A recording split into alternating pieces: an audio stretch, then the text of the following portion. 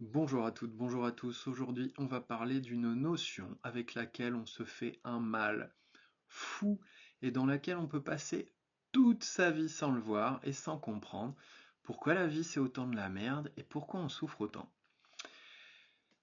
On va décortiquer cette notion, on va mieux voir ce qui se joue parce que c'est notre inconscience sur le sujet qui nous fait autant souffrir.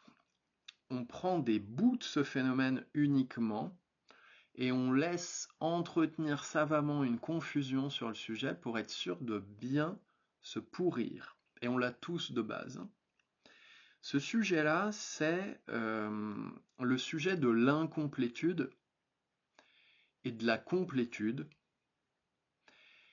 couplé au fait qu'on ait des aspirations à certaines choses, que je vais appeler vrais désirs.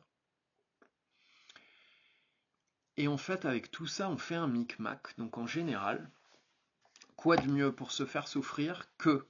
Donc, la réalité, c'est, là, maintenant, toi, peu importe ton passé, ce à quoi t'aspires, des trucs dans lesquels t'es engagé, que t'as pas encore fini, tes émotions, ton état certains états de souffrance de certaines parties de toi, entre guillemets, etc. Peu importe ton passé, ta situation actuelle, etc. Là, maintenant, tu es complet. Et en fait, à chaque instant de ta vie, tu es complet, complète. Et tu es complet et tu aspires à quelque chose. Tu aspires à quelque chose, à ce quelque chose pour ce quelque chose. C'est-à-dire tu aspires à vivre des expériences nouvelles que tu n'as pas encore vécues. C'est les deux en même temps. Et je suis complet, là maintenant, inconditionnellement, en fait, c'est la réalité la plus crue. Je suis complet là. Et mon âme, elle a envie de vivre des trucs qu'elle n'a pas encore vécus. Pour l'expérience. Oh, ce truc, ça a l'air fun.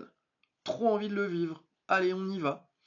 Et nous, on se prend les pieds dans le tapis de fou parce que on fait les deux extrêmes. Soit on se dit ah, mais comme j'aspire à certaines choses, c'est que je ne suis pas complet. Et une fois que j'aurai réalisé ce quelque chose, eh bien, je pourrais me sentir complet.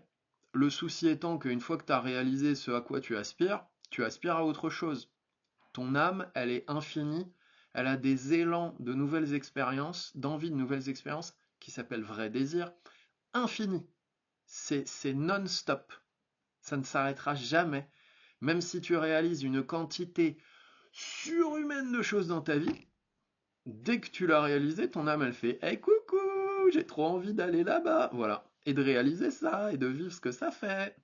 Donc ça, c'est infini. Donc si on attend de réaliser quelque chose pour s'autoriser à s'avouer et à vivre la réalité directe de je suis complet, en fait, on va passer sa vie à réaliser des choses et on va jamais se sentir complet.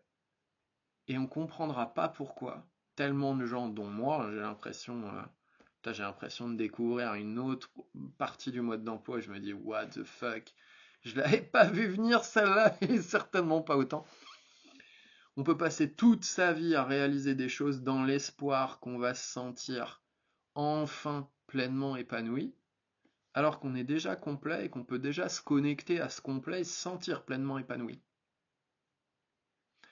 Euh, Pleinement épanoui, ça veut pas dire qu'on souffre pas, ça veut pas dire qu'on n'a pas d'émotions difficiles ou quoi que ce soit, ça englobe la souffrance, les émotions, etc. Ça, c'est parfait. Ça fait partie de notre espèce de plan. Donc il y a une manière de se faire souffrir qui est comme ça, puis il y a une autre manière de se faire souffrir qui va être de faire une croix sur ses vrais désirs. Sous prétexte que je pressens que je suis complet, eh bien je m'interdis de partir à l'aventure, l'aventure de mon âme qui a envie de faire des nouvelles expériences. Et du coup je souffre parce que c'est contre nature.